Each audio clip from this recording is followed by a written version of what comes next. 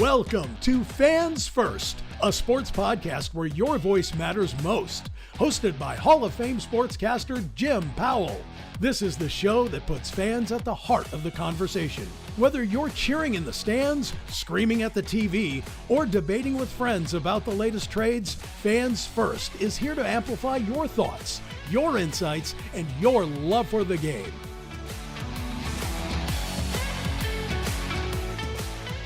Hello and welcome to Fans First, a sports podcast. I'm your host, Jim Powell, joined by my co-host, Tyler Flowers. And today, one of the great managers in all of Major League Baseball is here with us. Brian Snitker, manager of the Atlanta Braves, has joined us. And, Brian's one of my favorite people I've ever met in a game. So I'm honored to have him on with us here. And what I'm really excited about is we got two catchers on today's show. And I love listening to catchers talk shop. I just, you guys know every aspect of everything that's going on in every baseball game, and I'm looking forward to gleaning some insights and some knowledge from you fellas. So, first of all, Tyler, great to see you, and Brian, great to see you as always. Glad you survived that up and back trip to New York. That's never easy, but how are you, my man? I'm doing good. Golly, great to see both of you guys. So it's an honor to be here. Appreciate you having me. So, question number one for me is, what does a manager do all off season? Do you sit there are you making lineups out, at your kitchen table? Are you on the phone with Alex to try and find out why he's not getting you more pitching and more hitting to make you look better? And I mean, what kind of an off season regimen do you have? Well, when I was starting out on Saturday mornings, I go to flag football. And then probably in the afternoon, baseball practice. On Sundays, I wake up, I make sandwiches, make sure there's enough water, bananas, chips, stuff like that, because we're going to more than likely a 3-game tournament on Sundays. And then, we go to football practice. When basketball officially ended last night, baseball's starting up. I don't do the baseball stuff. I feel the call from Alex. I feel like I have an 8 o'clock wake up most mornings. I don't need to set an alarm. Alex calls, checks in. We talk a lot, which I really appreciate. It's really cool. So he keeps me abreast of what's going on, the thinkings. I'll call managers, other coaches that I know, sometimes players.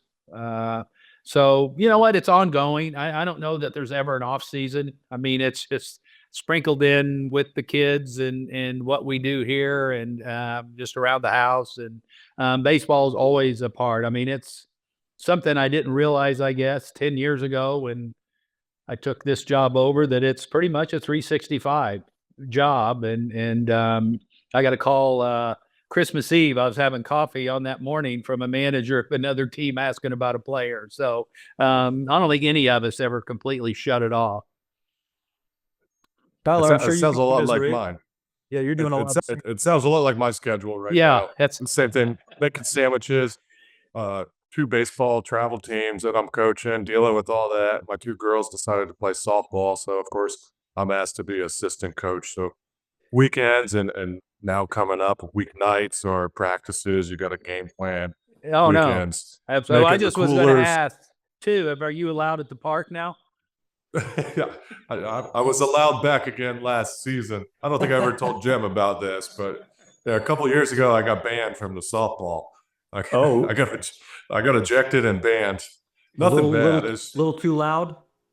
Yeah, just an old lady umpire that I don't know why she's doing it. One of those. Good news is I don't know her name, so I can't call her out. But if anybody's local watching this, they'll know exactly what I'm talking about because they all feel the same way. Well, if I had to be my top 2 guys that would happen, you'd be number 1 and probably Mac would be 2 for that to happen. I think what you're thinking of is, remember that day when I got ejected and AJ, it was like 2 outs in the 9th. And then AJ was so mad at me for like a month. Oh, I bet. Yeah, I can't imagine. He was already shut down, know, and it's like, hey, you got to go get the last out, buddy. Sorry. Oh, that's great. Hey, speaking of that, of course, like I've been talking to Murph a little bit lately too, just with the Sal not being part of us anymore, and I think he's still excited though, and I think he's excited to be healthy this year. What are your thoughts on him? I think it's going to be great. I do too. I'm right there with you. I think, as much as I hate to lose Travis, I was really hoping, when we weren't going to sign him back, that we would sign him back, that he'd come back maybe cheaper. I love having him around. God, what an awesome guy and what he's meant to this. Sal too, we're going to miss Sal. He did a lot of work. I know I'm probably going to miss him more than anybody at spring training, just from the computer expertise and getting he was really good with the schedule making, and Walt's taking that over, and he's going to do a great job. And I'm glad, hopefully, we still have you around, which makes me a little more at ease that, you're going to be involved, and we'll use, everything that you've been doing for all these years. So, but I'm really excited about Murph. I think there might be something really good as he and Travis, the tandem was. I think Murph's going to thrive on being the guy, and knowing he's going to go out and catch the bulk of the games. I think that's going to be really good for him. And I think he's going to be really excited about being the guy again. And I'm like you. I think he's going to have a really good year. Hopefully, we can just keep him healthy, and he's got that gangster swing that is potential for an oblique all the time. But I know he's been in the stadium working with Tim.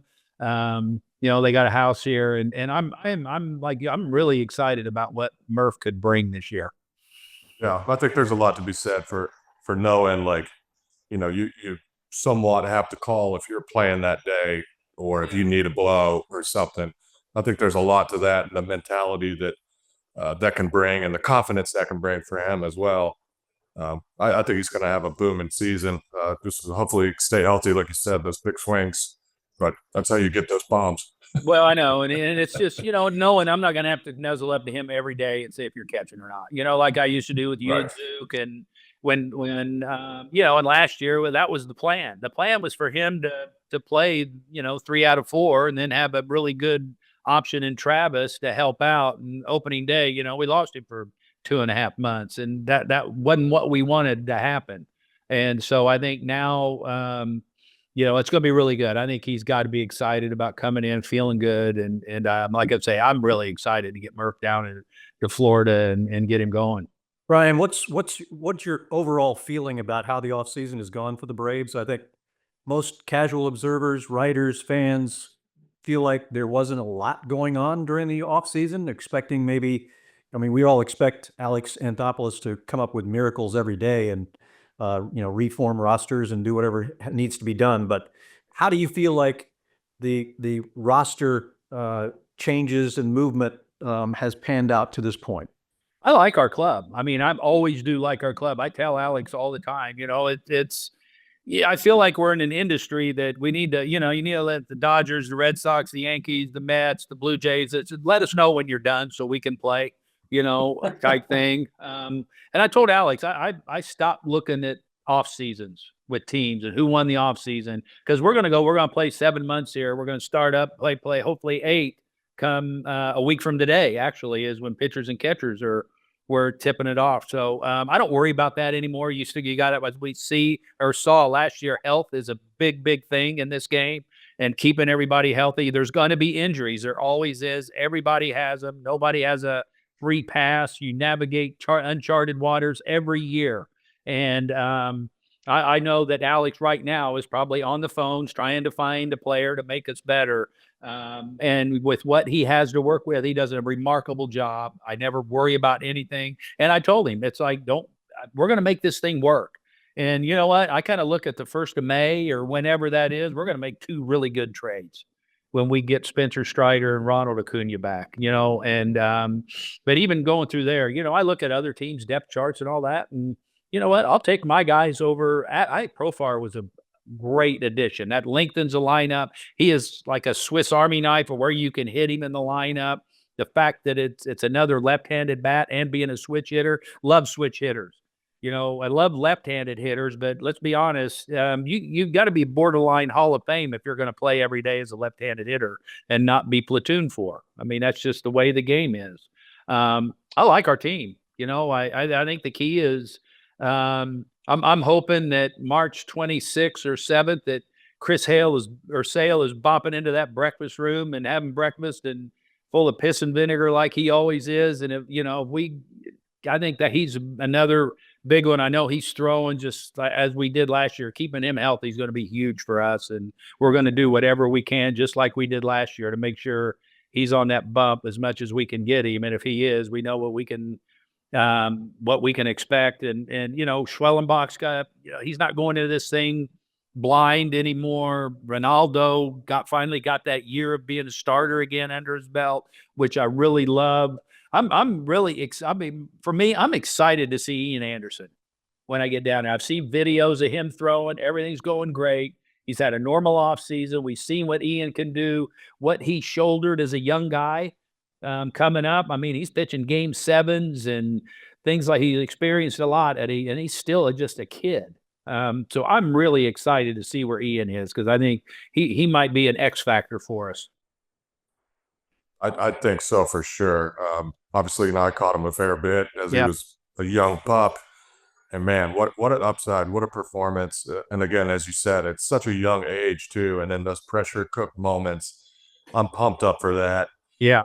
Sales obviously a big one as well. I put him as another X factor. Like, if he can stay healthy, that's huge for us again. But you know who Sales' favorite catcher is, and who's caught the most innings from him, right? Well, I know. Yeah, I know who hits up. I know every time you would face him as an opponent, you'd hit a homer too. So I always loved. I always made sure when he was pitching that you were catching. I got some great numbers off him. I love it. Hey, what do you think about Grant Holmes? Yeah, no. Is the game plan to kind of become a starter, or just we're going to stretch him out. Yeah, we're going to stretch him out as a starter and probably see where we're at the end of camp, and and see where he fits in. And there's probably another Grant Holmes, Spencer Schwellenbach, Tyler Matzik that I don't even know about. Like last year, a year ago today, I didn't know who the hell Schwellenbach was. I never even saw him in spring training. Matzik, we didn't know him. All we knew, he was that fence jumper, struck everybody out. Grant Holmes comes in. When he came in the first day, I had to look on Baseball Reference. I thought, he'd been around 10 years, a number 1 pick. They'd already had time in the big leagues. It's all that hair. That's why. And the hair. But no, this guy can be a huge factor for us. The ability to spin the ball, strike thrower. What he did last year for us was huge. And I think if he's not in the rotation, it's going to be a good thing for us, quite honestly, because he can do so many things. He can bridge innings. He can pitch late. He can be that guy that we'll stretch him out. And if we need to give somebody, because we got 7 in a row starting out. If we need to give somebody a break early, he'll be ready to go to make that start and give everybody a day. And that's going to be huge. So, like I say, coming in, we'll stretch him out. He'll be a starter in all of spring. And if he doesn't make the rotation, I think it's going to be good for us, quite honestly. He could turn into that early season Jesse Chavez until we trade for Chavi again. Well, yeah, I figure Jesse will probably show up about March 22nd or something when the Rangers get tired of him, and we'll get him back, and by then we'll probably need him. So let somebody feed him for 6 weeks, and then we'll take him. Snit, I'm encouraged by some of the reports I'm seeing on Strider. It looks like he's coming in looking good in spring training, and like you already mentioned, at some point, it's going to be like you just landed a huge trade with a big time right arm. Well, I've seen Spencer a lot. I mean, I run into him every time I go to the ballpark, and he's always had just thrown a bullpen, all that. You're cautiously optimistic till they actually get in competition, and that's when things start. They're grunting and groaning and stressing out a little bit. But talking to him, he feels good about everything. He's, we knew he was going to dot all the I's and cross all the T's, and you won't find a more dedicated and determined rehab project. I guarantee you that. That kid's amazing, just that drive and everything that he's got and the focus. And so, it's just hopefully everything. And there may be who knows? I hope there's not a setback. Most of the time in those situations, there always is. I've never been around one, I think, but he feels good right now. So that's great. At some point, we're going to have him back. And like you say, that's not, getting a top end rotation guy in a trade and early in the season is going to be something special for us. How about the other big injury question, which is obviously Acuña? It sounds like he's getting healthy, and I mean, are you concerned at all that there could be some lingering effects because speed is so much a part of his game. Do you feel like you're pretty confident he'll be back at 100%? Yeah, I saw him the other day too. He looks great. He's another one that has, with what he had to go through and going into that, knowing he had just kind of like Mike Soroka did a few years ago. I mean, it's tough going into that rehab mode. And Ronald's always been upbeat, I think aware. He's very realistic in what he's doing. Like I said, I saw him the other day and he looked great. He's doing everything. He's checking all the boxes. We'll be, I don't know what the plan is. Until I get to Florida next week, I don't know exactly what the plan is. I hadn't talked to George about that. It's just the layoff. It's just so hard to miss time in this game, whether it's, the 4-day all-star breaks are hard to overcome sometimes. And, it's just kind of like Murph, Michael Harris, those guys, when you miss a big chunk in this game, it's hard to ramp back up. But I think physically, if that knee checks out, I've known guys that have had those things. I've had minor league players and they're like, they've had both of those. I don't know if anybody's ever had that in baseball, quite honestly, like Ronald did. He may have to temper the running a little bit. I think leave it up to him and the training staff to how he feels, where he's at. But I know he's been hitting a lot. He's, it's going to be the cutting and the outfield on the bases, rounding bags, sliding, all that kind of stuff that he's going to have to, just gradually get back into. But, our training staff does a great job. Our strength and conditioning guys, therapists, they're top notch and great guys, do a wonderful job. And, and we'll err on the side of caution with him every chance we get. Who are some sleepers on this roster, Snit, that people maybe aren't paying much attention to or haven't thought about a lot? Maybe it's not a overly familiar name. Do you have some? Yeah, I don't know. You know what? I just printed my spring training roster out, wondering if you guys might do that because you had to check changes. Baseball Reference. I printed one last week and it's changed like 3 times since Dixie sent it to us. I don't know. There's a couple of pitchers I know. I'm not sure their names right now. I don't know. Our young guys are here. They're in the big leagues right now. We've seen, the Nacho Alvarez's and Schwellenbach, Deisbell is hopefully, he's another kind of sleeper guy that I think getting him from the beginning. Deisbell Hernandez did a really good job for us last year. He's shown spurts. He had some injuries. That's a guy right there that it'd be really interesting in our bullpen makeup, especially when you lose Joe Jimenez and AJ Minter. I mean, some back end high leverage guys. Deisbell can be that guy. He's got stuff. He's got spin. He's got velocity. He's fearless. So he's a guy I would think more than just a young guy that I'm really curious about how he responds to added responsibility. Hey, I'm curious. Have you seen a lot of Baldwin, catcher? Yeah, well, just in spring trainings, just the reports, video. I love where there's a kid that just keeps getting better and better. And I've heard nothing but good things. Great things. And as we know the young man is off the charts, just a wonderful young man. And he's getting better. His throwing's better. He's making it. I know you guys are working with him or have been with the different knees up and all that kind of stuff. And, the bat's kind of taken off, left-handed catcher. And I think the fact that, if something happens to Murph, then we'll tap this kid. He'll go to AAA, which isn't going to hurt him one bit to go down there and keep playing.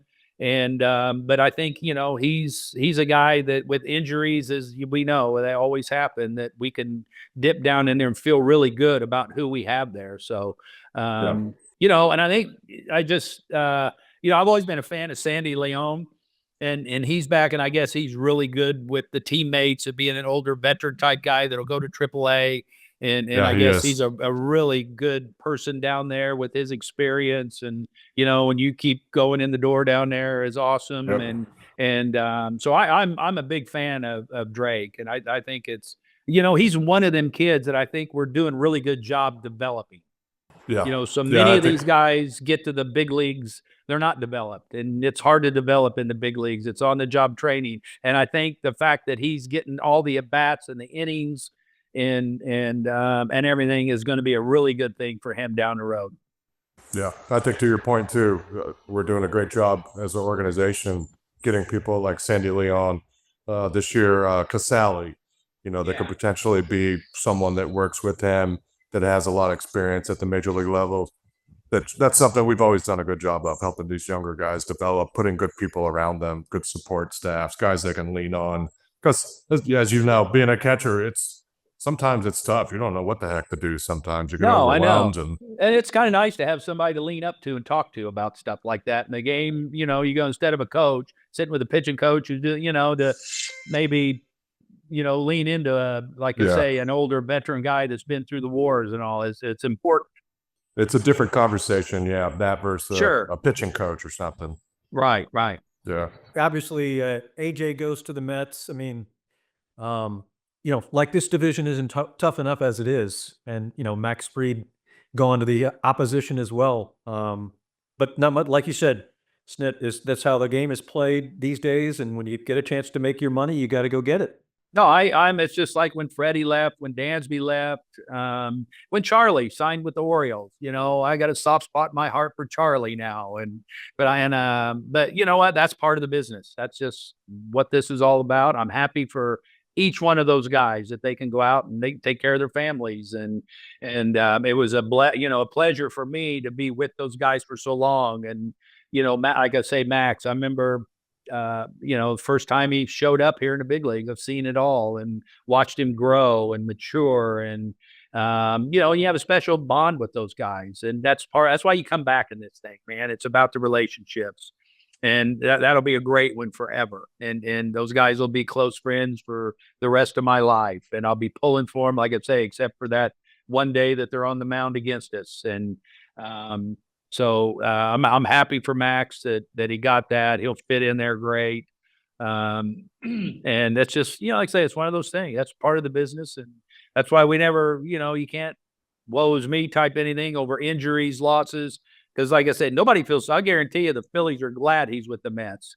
The Mets are glad he's with the Yankees. Nobody feels sorry for you when you lose a player or somebody gets hurt, quite honestly. So, but I'm pulling like heck for Max and hopefully he does well. How do you rate the division? I mean, I'm sure you haven't spent a lot of time poring over everybody's team, but you generally know what players are joining the teams that you're going to have to beat. Yeah, no, and the Phillies are going to be really good again. They're a great club. The Mets, with the additions that they made, those teams are never going to sit on their thumbs. They're going to go out there and they have the resources, and they're going to continue to try and get better as we are. And it's going to be really good, I think, in our divisions, the Mets. I think, they've done a really good job there of acquiring good. They got some nice ball players there, young talent. And they're going to be good. I mean, that team's going to grow and improve as the year goes on, and they're going to be a handful and a really good club. So, my grandson's always asked me about that, and it's like, what? These guys are in the big leagues for a reason, and regardless, and it's all about when you play somebody too in this game. I mean, you can go in. I remember telling people there's going to be times where you're just going to have to wear it for a week because there's nothing you can do except handle it. And that's just the way this thing is over 7 months. So our division is going to be tough again. I mean, it's a rough ride. And hopefully, like I say, when we get down there in a week and I have that first full squad meeting, it's going to be to win the division. The second thing will be getting the tournament because, until you get in. And hopefully, I'd love to get in the tournament healthy one time now and see what we can do. So that'll be the goal.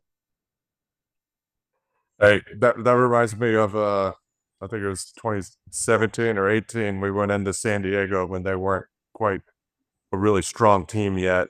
Walt gave that speech. I think it was the second of 3 on that West Coast trip. And he's like, boys, make sure you stay on top of this. This team could sneak up and bite you. And I remember Zook and I just telling Walt, like, why would you say that? And then we got swept in that series. Swept.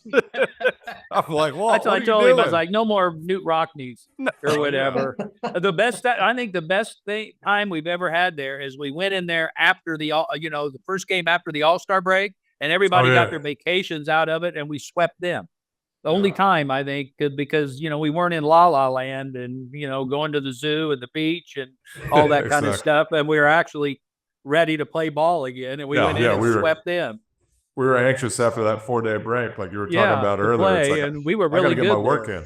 Yeah. Exactly. Well, Brian, we're having a great conversation with you, and Tyler and I are really enjoying this. But now we've reached the point in the program where we have a little something called Flip the Switch. We turn things around on you in a different direction and gain some insights that maybe we hadn't heard from you before. Snit, how about a little scouting report on Alex Anthopoulos? You know, a little inside baseball for us, because, you know, as I mentioned earlier in the podcast, I mean, we all just expect him to just be able to materialize players and revamp rosters and fix all the ills and all that. How much input does he get from you? How much do you like to interject? How does Alex come to a consensus and make big moves? I think that's a great point, that he asks everybody. He doesn't not do his vetting. He asks the clubhouse guys, the trainers, he'll ask the chef. I mean, he does, he's all about makeup, which I've seen. And he'll tell you that when he first started this business, it wasn't that. He was just he was getting talent without makeup, and it didn't work. And I think he's a guy that is honest. I love working with. I love Alex as a person, number one, and he's a great family man. He loves his children. His wife's an awesome gal. His kids are really neat. He takes time off to do things with them, which I respect so much, because I've seen the back end of all that. And I got so much respect for him. He asks everybody. I mean, and he, you know what? I mean, Mike Mordecai told me that when he first came, and I saw him at the winter meetings. And you know who else was like that as a general manager and a manager was Bobby. I mean, he wanted to know from everybody. And Alex, I told Alex, well, I remember we were waiting. We had our wives at dinner at the World Series in Houston. And I said, you know why this works between us? It said, because neither of us has to be right. And I think that's a big thing, because I've been around a lot of baseball people that would rather be right than win. And Alex is, he's just a tireless worker too. He's so sharp. And I call him a lot. I mean, if I had lineup questions, obviously Walt's right there in my back pocket, but I'll call Alex and get his opinion on a lot of things, because he's got a great mind and feel for the game.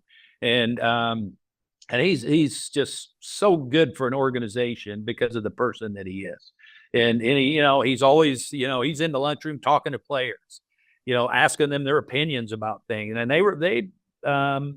they respect that, and they love that, because I know, they'll all text him. I know at the trade deadline, he gets texts from former players. It's like, Alex, please come get me. Things like that,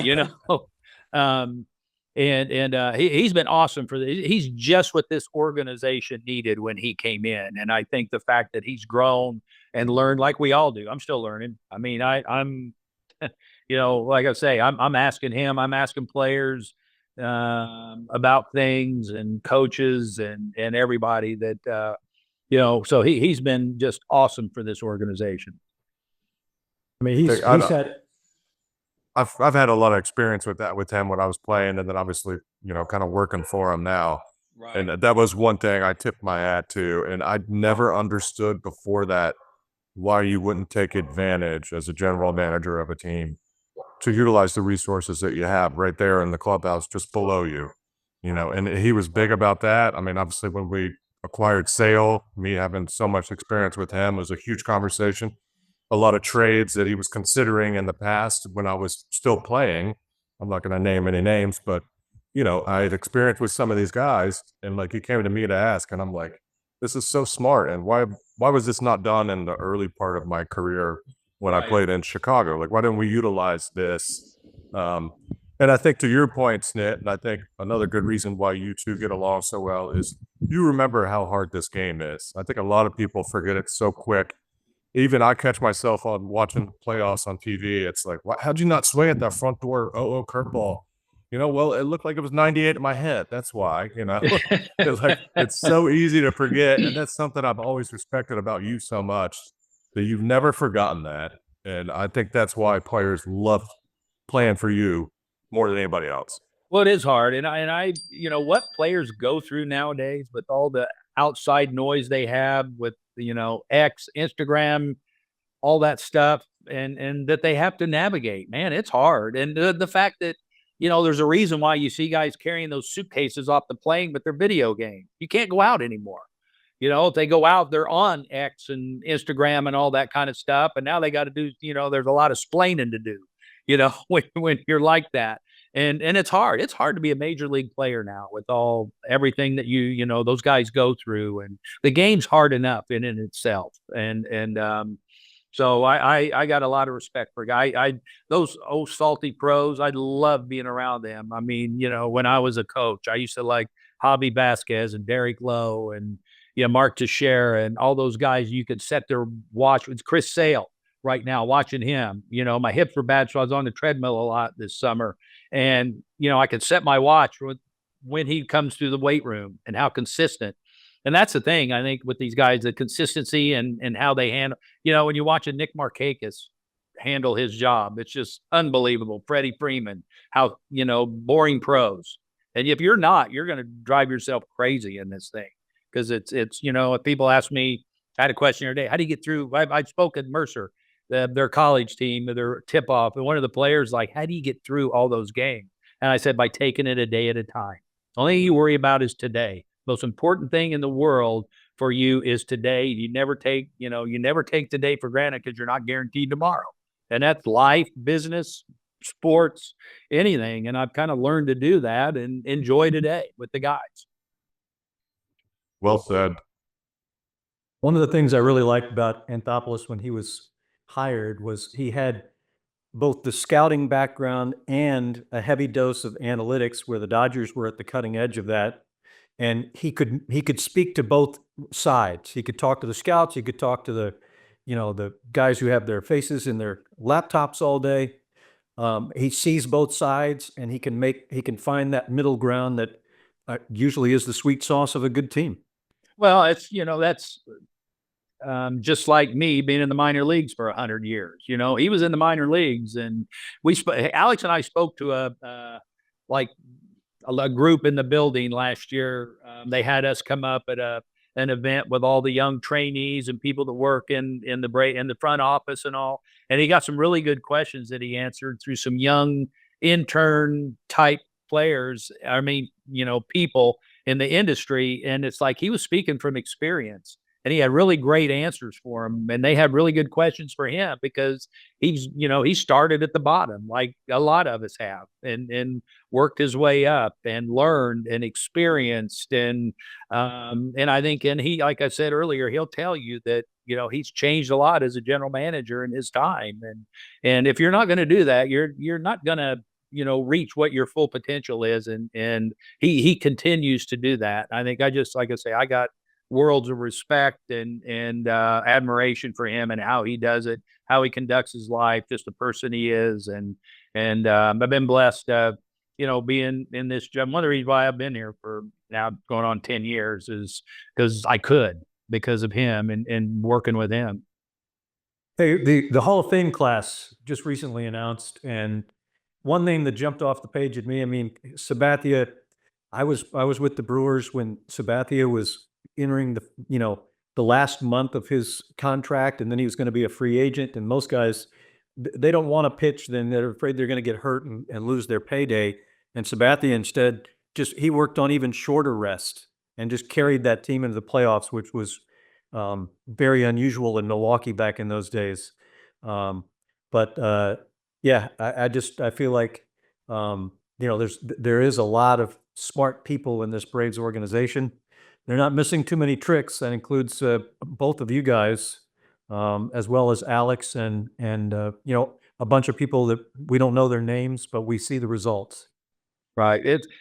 So I met CC. I told Ronnie, I said, I'm feeling really old because I remember I was managing Myrtle Beach when he was in Kinston, coming up at like 19 years old, and now I'm seeing him getting a Hall of Fame nod, and I love talking to the guy every time. I said, he's a wonderful guy. But it's funny. We were at the 19 All-Star game in Cleveland, and we were kind of waiting to go out into the parade, and his family's in front of mine. And he started talking about the Myrtle Beach team in '99 when he was in Kinston, and he was rattling off all these names, and some of the guys I even forgot, that played there. But I'm a big CC Sabathia fan, and glad. And Billy Wagner too. That was, I text Billy as soon as I saw. That's so cool that he made it in, and well deserved. And I can't wait to when I can text Andrew and congratulate him on his nomination. What did you fellas think about the one guy who didn't vote for Ichiro? Yeah, I don't know. Yeah, And Was he nobody in the knows who name? it is, and we never will know, apparently. I mean, Yeah. what an I idiot. take his ballot away. Quite Yeah, I honestly, mean- you lost your ballot if you're that if you can't see that guy. My God. And I mean, did they just do that just for spite? Like, I want to be the one guy that doesn't make this guy a 100% first ballot Hall of Famer. Like, how can you, like, that guy was unbelievable. no, 10. I got 10 votes and you can't figure out one for that guy. Holy smokes! man. I couldn't believe it. Somebody that's bitter in their life, and that I was guess I that used was to their love to time coach to throw a third when he tantrum. was playing right field and just hope that they would hit a ball to him with a guy at first to watch the ball come at me. Oh, I figured you just went like this, Nick. Oh, Stop. yeah, I know. I was too busy watching him. Yeah, Billy that's Wagner. crazy. I know Tyler doesn't really know Billy very, very well. I'd like to get him on the podcast because he's got a great personality, and I really enjoyed being around him when he was with the Braves. But he told me a story one time about, he had kids, and he's trying to throw them batting practice in the backyard and teach them how to play baseball and everything. And one of his kids got a hold of one off Billy. I'm sure he was just lobbing it in, and so he connected it well. And he flipped his bat up in the air and started trotting up the first base line. And Billy just sat there on the mound and watched him all the way around the bags. And then when he got back to home plate, Billy said, "Get your bat, step back in." The next pitch was 2 inches under his chin. It's like, you don't ever do that. I know. But Billy's a ball player. He's like in that Chris Sale mode that, loved everything about it. And I remember I'd go out early and sit on the bench with him and and talk. And I remember there'd be times where if we had a day off the next day, he'd get a save and he'd fly home and throw batting practice to his kids' teams. And then he'd come back the next day and save the game. I mean, he was just a ball player and loved everything about it, and so much respect for him and how he carried himself and what he did. It's kind of, I remember when he got hurt in San Francisco, it was kind of the emergence of Craig Kimbrell in the playoffs in 10 or something like that, I think it was. But he just well-deserved nod right there. Well, I know we all have things to do today. We've already taken a bunch of your time, Snit. I really appreciate you making time for me and Tyler to talk some baseball. Hopefully we can do this again before too long. All right. I'd love to. I appreciate you guys having me. It's great to see you, my man. Appreciate it, man. All right. And now we change things up a little bit. It's my favorite part of every one of our podcasts at Fans First, a sports podcast. It's called Get Off My Lawn. Hey, get off my lawn. I just got a rant here. What is it with the college and NBA basketball that's being played these days? Dunk after dunk. That requires no skill if you're 7 feet tall. Dunks and threes. What about passes? What about fundamentals? What about basics? I got an idea. How about you just raise the basket to 14 feet since a dunk requires zero skill for a guy that's 7 feet tall? How about we just make it basketball again? Come on, man. Well, not surprisingly, based on the lack of quality of that particular submission, I'm sorry to be mean, but there's a reason we kick people off the lawn. It's because your opinion needs more work. Well, I hope you enjoyed the show as much as I did and Tyler did. We had a great time visiting with Brian Snitker, one of the great managers in all of baseball, and I hope you enjoyed it as much as we did. Thank you for joining us. We love to have you a part of our episode of Fans First, a sports podcast. Don't forget to follow me on X and Instagram, Facebook, and please subscribe to our Fans First YouTube channel. If you like our Fans First content, you can help us by making sure you're subscribed to all of our social networks. Don't forget about our Fans First website at fansfirstpodcast.com. To be included as a guest on an episode, send your voice memo, your video file, or written memo to Jim at fansfirstpodcast.com. Please keep your submissions somewhat from going too long, but we try and get you on as best we can, as long as you're not obnoxious. We want you to be part of our show. We love having you here. So glad you joined us for today's episode. We look forward to seeing you again very soon on Fans First, a sports podcast. Stay tuned, stay passionate, and keep celebrating the sport you love. Visit us at fansfirstpodcast.com to explore more. Sign up for our newsletter to receive exclusive updates and follow the podcast on social media to join our growing community of sports enthusiasts. Your voice matters to us, so don't hesitate to share your thoughts and connect with fellow fans. See you next time.